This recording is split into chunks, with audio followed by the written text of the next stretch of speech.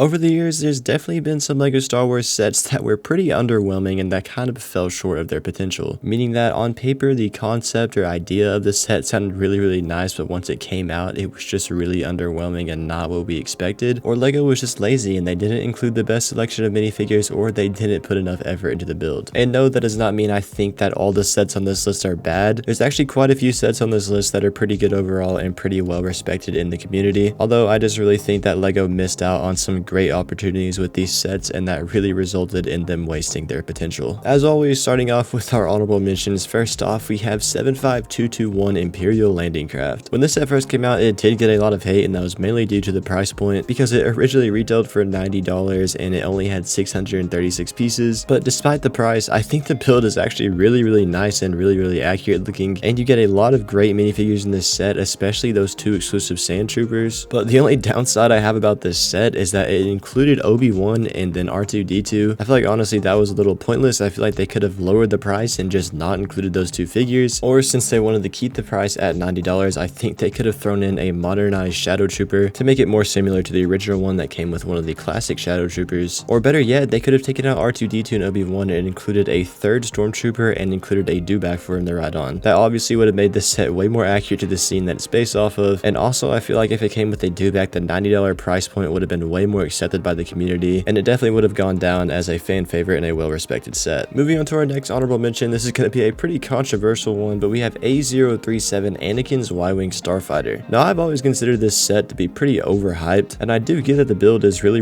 good and was really modern looking for 2009, and I also get that it's branded as Anakin's Y-Wing Starfighter, but I think they should have just made it a normal Republic Y-Wing Starfighter and then thrown in two clone troopers. I think a clone pilot and then a regular Phase 1 clone trooper along with some type of astromech droid would have made this way better, but instead they just threw in two named characters and kind of ruined the set. And for our last honorable mention, we have 75192 UCS Millennium Falcon. This set almost actually made it into the actual list and was going to be the number 10 spot, but I decided to put it in as an honorable mention, mainly because this set does have a lot of fanboys and I'd probably get a lot of backlash for putting it in the actual list, and it is a pretty great set, so I mean I just threw it in as an honorable mention. But anyways, there's two things that really grind me about this set. One is that it doesn't include a Luke Skywalker minifigure, which is kind of weird because it's supposed to be based off of the sequels and the original trilogy, so it's kind of just strange that they didn't include an episode 4 version of Luke. And then the second thing is one thing that really frustrates me about this set, and honestly something that's frustrated me about all of the LEGO Star Wars Millennium Falcons, and that is that it doesn't include a hallway. It's just a door frame and then a sticker. If you look right here, you can see that it is just a brick built entrance to the hallway and then a sticker behind it, which is really frustrating because one thing that LEGO really flexed about this set was that the interior was like almost 100% perfect, but they really left out one of the most iconic features of this ship. I mean, honestly, this is really frustrating, especially since LEGO like flexed so hard that this was supposed to be a perfect interior, and then they just lazied out and didn't include a hallway. I mean, for 800 bucks, this is really one of the least they could have done and included a Luke Skywalker, but I mean, it is what it is, I guess. Now moving on to our official list, at our number 10 spot, we have 75058 MTT from 2014. Now, I do think that this set is actually pretty overhated, and especially when it came out, it was very overhated. I mean, I do think that the build looks really nice on the outside, and it has a great selection of minifigures, such as the exclusive Qui-Gon Jinn and then the Naboo security guard, but really the downfall of this set is how many droids you can actually put inside the MTT. If you look right here, you can only put 6 droids max inside of the actual MTT, and this is actually really lackluster if you compare it to the MTT that we got back in 2007 before this one, as that one could fit 16 battle droids inside the MTT and this one only fits 6. And the worst part was that this actually looked like a pretty easy fix. If you look at the pod the droids come inside of, it's definitely big enough to be redesigned to fit at least 12 droids. I think really the problem was that LEGO tried to make them fit inside of it standing up instead of bent over like they are in the original one, so that's just really frustrating. But other than that, I mean, I think the build looks pretty good, even though there are some pretty large gaps here and there, as you can see in this picture, and it is quite a bit smaller than the 2007 version. But other than those two things, this is just a really great set. LEGO just kind of lazied out on the pod that the droids go inside of. Moving on to our number 9 spot, we have 75151 Clone Turbo Tank from 2016. Now, there's nothing wrong with the actual build. I mean, it's pretty small. It's really small compared to the other two turbo tanks, but if you take away the size, I mean, it's not an ugly looking build. It actually looks really good. Probably one of the most accurate looking turbo tanks we've gotten, and it also has a great selection of minifigures, with the two exclusive Jedi being Quinlan Vos and Luminara Unduli, and then it also comes with a really nice Commander Green minifigure as well, although there is one opportunity that LEGO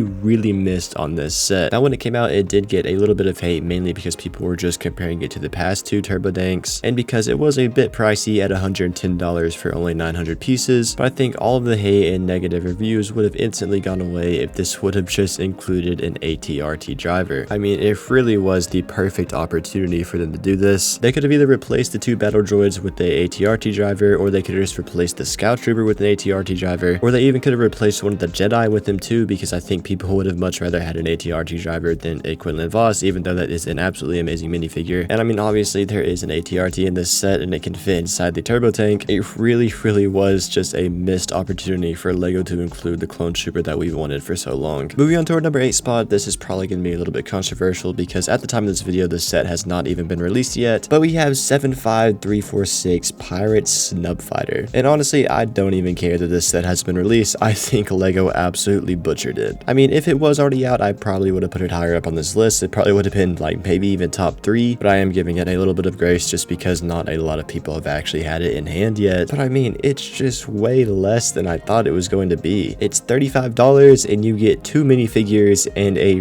really wimpy looking ship. And if you watched my reveal video on this set, you know that I've already kind of gone on a rant about this, but if you look at the Mandalorian concept art for episode 1, you can see that the ship is just a little bit of a different shape. The cockpit is a different shape and there's actually more colors on the ship as well. There's some blue on it, but no, LEGO made a ship that's not even as accurate as it could be, and there's just no color on it. It's just completely gray. Now, I'm not sure what information or pictures LEGO had at their disposal when they were designing this ship, so I give them a little bit of grace on that. But if these concept art photos were available to LEGO when they're designing this set, I think they definitely butchered it and could have done a way better job. Moving on to our number 7 spot, we have 75206 Jedi and Clone Troopers Battle Pack. Now, if you don't look at this from really a battle pack perspective, this is a pretty decent set. Actually, it's a pretty good set. You get 3 exclusive minifigures, well 4 because there's 2 clone troopers, and you get a really nice updated version of Ki-Adi-Mundi and a really nice updated version of Barriss Offee. But I mean, this is a battle pack and I don't know why they included named characters. That's always been a thing. It's just like, don't include named characters in a battle pack. I mean, really this set probably would have been one of the best battle packs ever made if they just included another normal clone trooper and then a pilot for the gunship or gunship-ish build. I mean, it obviously resembles a gunship, whatever you want to call it. But I think LEGO really did miss out on a great opportunity to make an absolutely amazing battle pack. And if they would have done this, this probably would have been the best set for 2018 because 2018 was not one of the best years for LEGO Star Wars. Moving on to our number 6 spot, we have 75314, the Bad Batch Attack Shuttle. Now, there's really not much to say about this set. Really, the main thing that they got wrong is the color. I think the build is actually pretty good, although the 2 speeders are kind of random. I feel like they just shouldn't have included the 2 speeders and then made the build a little bit bigger. And then obviously they did get the color of the ship a little bit wrong. In the show, it is a little bit blue, but the LEGO version is just way too blue. It's way too bright. So I think the best move for LEGO would have been going with a dark gray or a light bluish gray. Moving on to our number 5 spot, we have 75326 Boba Fett's Throne Room. Now, really the wasted potential in this set definitely comes in the build. The minifigure selection is absolutely amazing, has every minifigure is exclusive except for that Boba Fett minifigure, which is not that good. I'm pretty sure all of you guys have heard the comments about this figure, as the helmet is a lighter shade of green than his torso print. But if you take out the minifigures, this build is not good. It's honestly just a worse version of the 2012 Jabba's Palace. It's way smaller than the 2012 version. I think LEGO could have just done a way better job on the build, and then obviously fix the shading on Boba Fett's helmet. Moving on to our number 3 spot, we have 75337 ATTE Walker. Now, like I said at the beginning of this video, just because the sets are on this list does not mean they're bad. This is actually a great set. It was by far one of the best sets of 2022. The minifigure selection is amazing, even though the 212 troopers don't really have very accurate printing on the helmets, and it does come with a significant amount of droids as well. Although really the wasted opportunity in this set, I'm sure you guys know what I'm about to say. Since this ATTE is based off of Utapau in episode 3, they should have included a crab droid. It really was the absolute perfect opportunity for LEGO to make a crab droid besides maybe a battle pack, but sadly they didn't include one, and even worse, LEGO designers actually said they didn't even consider putting a crab droid in this set. But despite that being a huge wasted opportunity, like I said, this set is actually really good. Moving on to our number 3 spot, I don't even want to talk about this set for that long because it's just so horrendous, but we have 75201 First Order ATST. I still just don't know what LEGO was thinking when they made this set. Why did they not just make the whole entire ATST instead of try to recreate the scene? Because the First Order ATSTs actually look really cool in my opinion. opinion. And I think it would have been absolutely amazing as a Lego set, but no, they decided to recreate the scene where BB-8 drives the AT-ST, or drives whatever you want to say, that has gotten its head blown off, and it's just so stupid. I mean, they should have just made a normal AT-ST, included some pilots, maybe Captain Phasma, and then some stormtroopers, but no, they insisted to do this bullcrap and try to recreate the scene. Moving on to our number 2 spot, we have 75284 Knights of Ren transport ship. Now, I almost put this at the number 1 spot, but you'll see later why I didn't. But anyways, this set was just such a letdown. The ship doesn't even include an interior, and it only includes 2 Knights of Ren when in the movie there are clearly 6 of them, and for some reason they just decided to throw Rey in there. And this was honestly just really disappointing because the Knights of Ren were actually one of the best things that came from the sequels. I really wish they would have just made the ship bigger and made it an interior, and then obviously include all of the Knights of Ren in the set. I mean, obviously that would have made it like $100 to $120 set, but people definitely would have been willing to pay that for this. So I think Lego really did lazy out on this one. And lastly, moving on to our number 1 spot, we have 75309 Republic Gunship. Now, the reason I put this set at number 1 and not the Knights of Ren ship is, well, because this was a UCS set, so just that fact makes it have more potential to be a better set than the Knights of Ren ship. But really the main thing I think they did wrong on this set, I think everyone agrees with this, and that is with the minifigures. They decided to throw in Mace Windu and then a Clone Commander, and the Clone Commander is not even exclusive, and the Mace Windu doesn't have arm printing either. I mean, the build is great. The build is absolutely perfect. It's one of the most impressive looking UCS builds that we've ever gotten. It's just they really wasted it with these 2 minifigures, man. Lego really had the opportunity with this set to make the first arm printed Clone Trooper minifigures, but for some reason they just didn't. In a perfect world, I think this would have came with 2 pilots, both having arm printing, and them being slightly different and having like different levels of detail, maybe some different scuffs here and there, just to make it realistic. And I think that probably would have made this one of the best UCS sets ever made, but no, instead they decided to throw in Mace Windu and a Clone Commander. But anyways, guys, that is all for this video. Let me know in the comments below what Lego Star Wars set disappointed you the most. Subscribe and like the video and all that good stuff, and if you want to check out more of my videos, you can see them on the screen right now.